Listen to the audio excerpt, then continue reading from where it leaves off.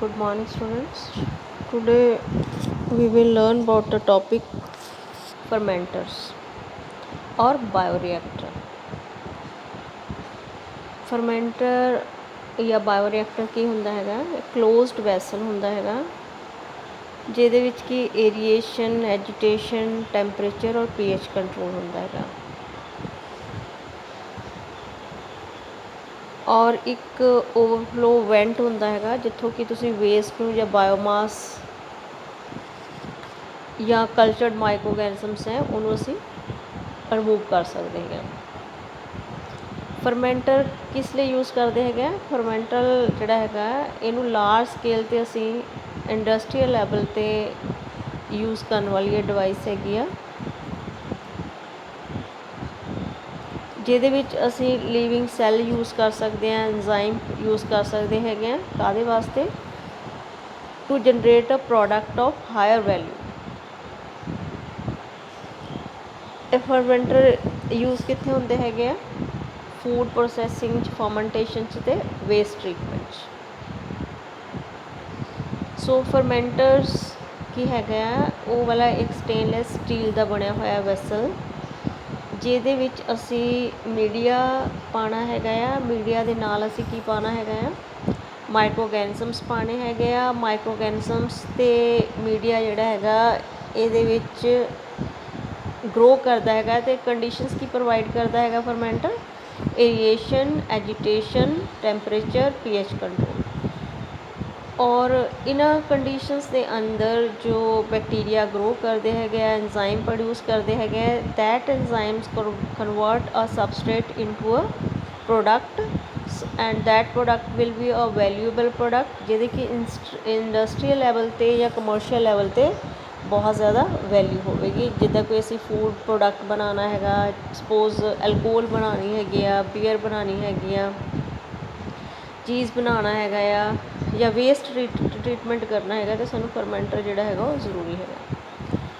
ਜਾਂ ਜੋ ਫਰਮੈਂਟਰ ਹੈਗਾ ਉਹਨੂੰ ਅਸੀਂ ਇੱਕ ਐਜ਼ ਅ ਸਮੋਲ ਕੁੱਕਰ ਜਿਵੇਂ ਹੈਗਾ ਉਹਨੂੰ ਤੁਸੀਂ ਇੱਕ ਵੱਡਾ ਕਰਕੇ ਦੇਖੋ ਤਾਂ that is the example of a ਫਰਮੈਂਟਰ।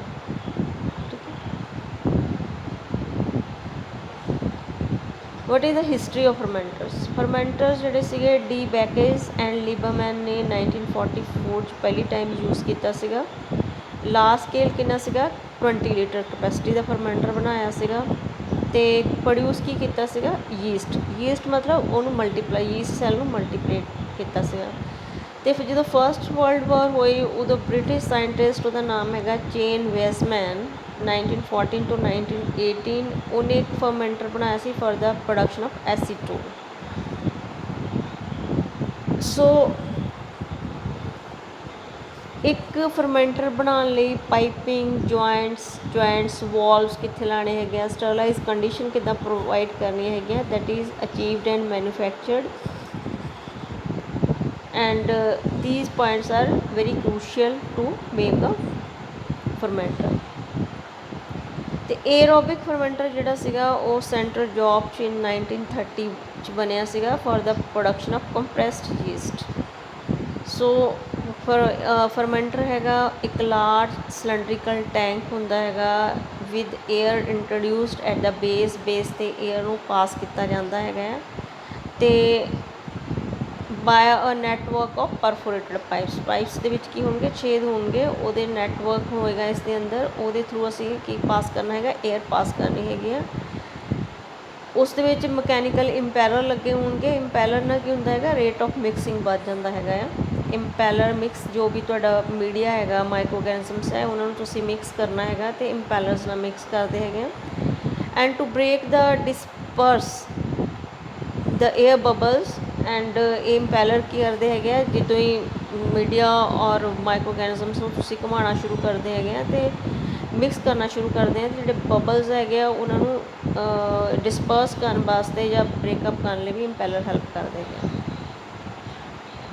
ਸੋ ਬੈਫਲਸ ਜਿਹੜੀਆਂ ਹੁੰਦੀਆਂ ਸਾਈਡ 'ਤੇ ਵਾਲ 'ਤੇ ਲੱਗੀਆਂ ਹੁੰਦੀਆਂ, that I will discuss in detail in the this is construction ਔਰ ਦ ਪਾਰਟਸ ਆਫ ਦਾ ਫਰਮੈਂਟਰ ਕਿ ਬੈਫਲਸ ਦਾ ਕੀ ਕੰਮ ਹੁੰਦਾ ਹੈਗਾ ਹੈ।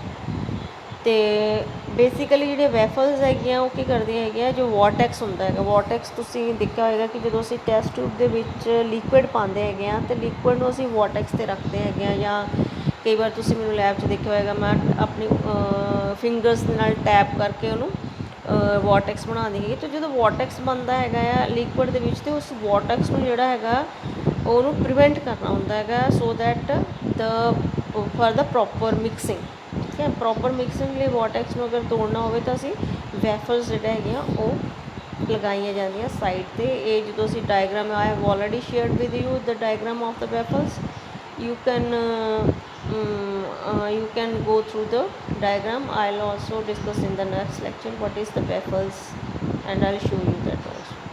So in 1934 ਚਸਟਰॉश एंड ਸੈਚਫੇਟ जो है उन्हें पेटेंट किया सिस्टम, पेटेंटिंग की सिस्टम की, जिहदे विच एरीएशन ट्यूब्स जिहड़ी सीगी वो इंट्रोड्यूस की गई with water and steam for cleaning the sterilization. वो वास्ते क्लीनिंग वास्ते या वाटर जिहड़ा सीगा उहदे विचों घुमाउण वास्ते, स्टीम बनाउण वास्ते, स्टरलाइज कंडीशनस देण वास्ते जिहड़ियां कंडीशन जिहड़ियां सीगियां बनाईयां गईयां। उस तो बाद सबमर्ज्ड कल्चर टेक्नीक जिहड़ी हैगी आ, जिहदा पेंसिलिन प्रोडक्शन करनी हैगी आ। पेंसिलिन असीं कित्थों बनांदे हैगे आ, पेंसिलियम नोटेटम ਜਿਹੜਾ ਹੈਗਾ ਆ ਮੋਲਡ ਹੈਗਾ ਪੈਨਸਿਲੀਅਮ ਨੋਟੇਟਮ, ਉਹ ਕੀ ਕਰਦਾ ਮੀਡੀਆ ਦੇ ਵਿੱਚ ਜਦੋਂ ਉਹਨਾਂ ਨੂੰ ਅਸੀਂ ਪਾਉਂਦੇ ਹੈਗੇ ਅਤੇ ਪੈਨਸਿਲਿਨ ਜਿਹੜੀ ਇੱਕ ਐਂਟੀਬਾਇਓਟਿਕ ਪ੍ਰੋਡਿਊਸ ਕਰਦਾ ਹੈਗਾ। ਅਤੇ ਉਹਦੇ ਵਾਸਤੇ ਸਾਨੂੰ ਏਸੈਪਟਿਕ ਕੰਡੀਸ਼ਨਸ ਚਾਹੀਦੀਆਂ ਹੈਗੀਆਂ ਆ, ਫਿਰ ਏਸੈਪਟਿਕ ਗੁੱਡ ਏਰੀਏਸ਼ਨ ਚਾਹੀਦੀ ਹੈ, ਐਜੀਟੇਸ਼ਨ ਚਾਹੀਦੀ ਹੈਗੀ ਆ, ਐਂਡ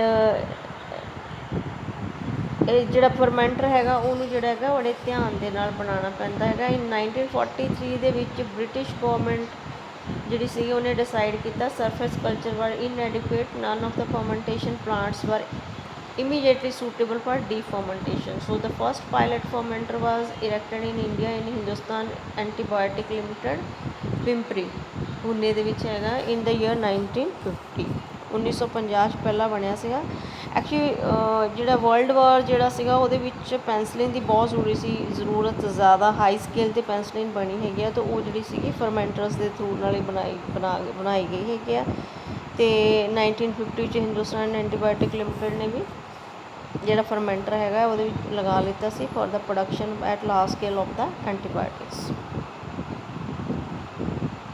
ਅਤੇ ਜਿਹੜੇ ਹੁਣ ਜਿਹੜੇ ਹਿਸਟਰੀ ਦੇ ਵਿੱਚ ਇਸ ਤੋਂ ਬਾਅਦ ਅਸੀਂ ਪੜ੍ਹਾਂਗੇ ਕਿ ਸਬਟਰ ਦਾ ਡਿਜ਼ਾਈਨ ਕਿੱਦਾਂ ਅਸੀਂ ਡਿਜ਼ਾਈਨਿੰਗ ਕਿੱਦਾਂ ਕਰਨੀ ਹੈ, ਡਿਜ਼ਾਈਨ ਕਿਹੋ ਜਿਹਾ ਹੋਣਾ ਚਾਹੀਦਾ ਹੈਗਾ। ਸੋ ਲਿਕੁਇਡ ਗੈਸ ਸੋਲਿਡ, ਠੀਕ ਹੈ, ਤਿੰਨ ਚੀਜ਼ਾਂ ਜਿਹੜੀਆਂ ਹੈਗੀਆਂ ਫਰਮੈਂਟਰ ਦੇ ਵਿੱਚ ਕੰਮ ਕਰਦੀਆਂ ਹੈਗੀਆਂ। ਅਤੇ ਫਰਮੈਂਟੇਸ਼ਨ ਵਾਸਤੇ ਤਿੰਨੋਂ ਚੀਜ਼ਾਂ ਜਿਹੜੀਆਂ ਹੈਗੀਆਂ ਇਹਨਾਂ ਦੀ ਜਿਹੜੀ ਹੈਗੀ ਜ਼ਰੂਰਤ ਹੁੰਦੀ ਹੈਗੀ ਆ। ਸੋ ਕੈਮੀਕਲ ਇੰਜੀਨੀਅਰਿੰਗ ਪ੍ਰਿੰਸੀਪਲਸ ਜਿਹੜੇ ਹੈਗੇ ਆ ਉਹ principles are employed for design and operation of the bioreactors. Bioreactors ਕਿਹੜੇ ਹੁੰਦੇ ਹੈਗੇ ਆ, ਇਹ ਬਾਇਓ ਰਿਐਕਟਰ ਕੀ ਡਿਜ਼ਾਈਨ ਦੇ ਵਿੱਚ ਕੀ ਹੋਣਾ ਚਾਹੀਦਾ, ਐਜੀਟੇਸ਼ਨ ਹੋਣੀ ਚਾਹੀਦੀ ਹੈ। Agitation for mixing of the cell and medium, cell and medium the agitation ਵਾਸਤੇ ਅਸੀਂ ਕੀ ਕਰਨਾ ਹੈਗਾ, ਉਹ ਕਰਨਾ ਹੈਗਾ ਮਤਲਬ ਜੋ ਵੀ ਅਸੀਂ ਬੈਕਟੀਰੀਆ ਸੈੱਲ ਪਾਏ ਹੈ ਜਾਂ ਮੀਡੀਆ ਪਾਇਆ ਹੈਗਾ ਉਹਨੂੰ ਐਜੀਟੇਟ ਕਰਕੇ ਅਸੀਂ ਉਹਦੀ ਮਿਕਸਿੰਗ ਕਰਨੀ ਹੈਗੀ ਆ। ਦੂਜੀ ਕੰਡੀਸ਼ਨ ਅਸੀਂ ਕਿਹੜੀ ਪ੍ਰਵੇਲ ਕਰਨੀ ਹੈਗੀ ਆ, ਦੈਟ ਇਜ਼ ਦਾ ਏਰੀਏਸ਼ਨ। ਏਰੀਏਸ਼ਨ ਜਿਹੜੀ ਹੈਗਾ ਮੋਸਟਲੀ ਏਰੋਬਿਕ ਫਰਮੈਂਟਰਸ ਦੇ ਵਿੱਚ ਯੂਜ਼ ਹੁੰਦੀ ਹੈ, ਕਿਉਂਕਿ ਉੱਥੇ ਅਸੀਂ ਕੀ ਕਰਨਾ ਹੈਗਾ ਆਕਸੀਜਨ ਸਪਲਾਈ ਕਰਨੀ ਹੁੰਦੀ ਹੈ।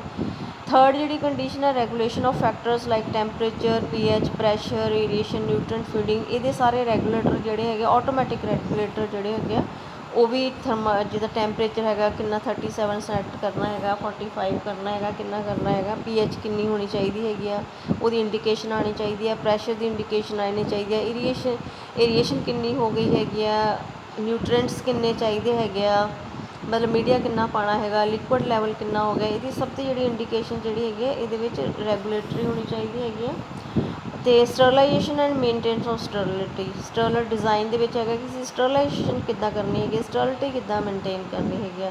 ਜਦੋਂ ਹੁਣ ਸਾਡਾ ਪ੍ਰੋਡਕਟ ਬਣ ਗਿਆ ਹੈਗਾ ਤਾਂ ਉਹਦੇ ਵਿੱਚੋਂ ਆਪਾਂ ਆਪਣੇ ਸੈੱਲ ਕਿੱਦਾਂ ਕੱਢਣੇ ਹੈਗੇ ਆ, ਠੀਕ ਹੈ, ਵਾਪਸ ਵਿਦਡਰੋ ਕਿੱਦਾਂ ਕਰਨਾ ਅਸੀਂ ਸੈੱਲ ਨੂੰ, ਜਾਂ ਫਿਰ ਅਸੀਂ ਮਾਡਰਨ ਫਰਮੈਂਟਰ ਜਿਹੜੇ ਹੈਗੇ usually integrated with the computer for efficient processing, monitoring, data acquisition ਵਾਸਤੇ ਕੰਪਿਊਟਰ ਜਿਹੜੇ ਹੈਗੇ ਆ ਉਹਦੇ ਵਿੱਚ ਫਿੱਟ ਕੀਤੇ ਜਾਂਦੇ ਹੈਗੇ। ਅਤੇ 20 to 25% of fermenter volume is left until unfilled with the medium as heat space to allow for the splashing।